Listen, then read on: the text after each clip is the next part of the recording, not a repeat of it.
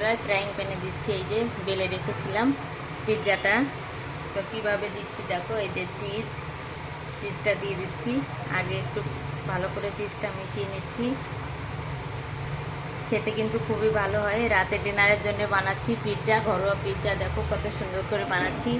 এই যে আমি সস বানিয়ে রেখেছিলাম, সেটা তোমার দেখেছি। সসটা একটু দিয়ে দেবো এখন।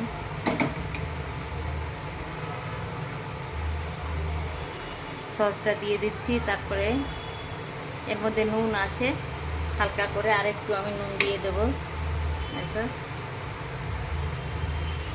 এই যে এখানে আছে চিকেন সালামি, এটা চিকেন দিয়ে বানানো।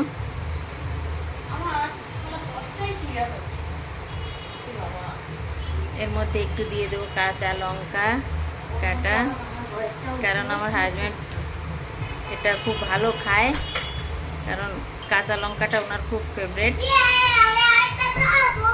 তো দেখো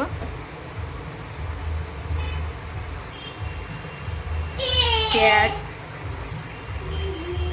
আর একটু এই যে চিজ দিয়ে দিচ্ছি উপর দিয়ে,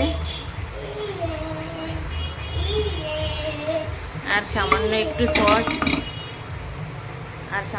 সস দিয়ে ব্যাস এরকম করে তোমরা বানাতে পারো, খেতে ভীষণ ভালো হয়। এটা এখন ঢেকে দিলাম, ধীরে ধীরে তৈরি হয়ে যাবে।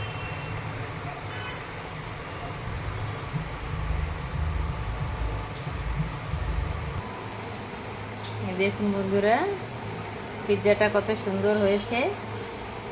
রাতের ডিনার আমাদের চলছে। এটা এই তান্দুরের মধ্যে থেকে বের করেছি, তান্দুরে করেছি।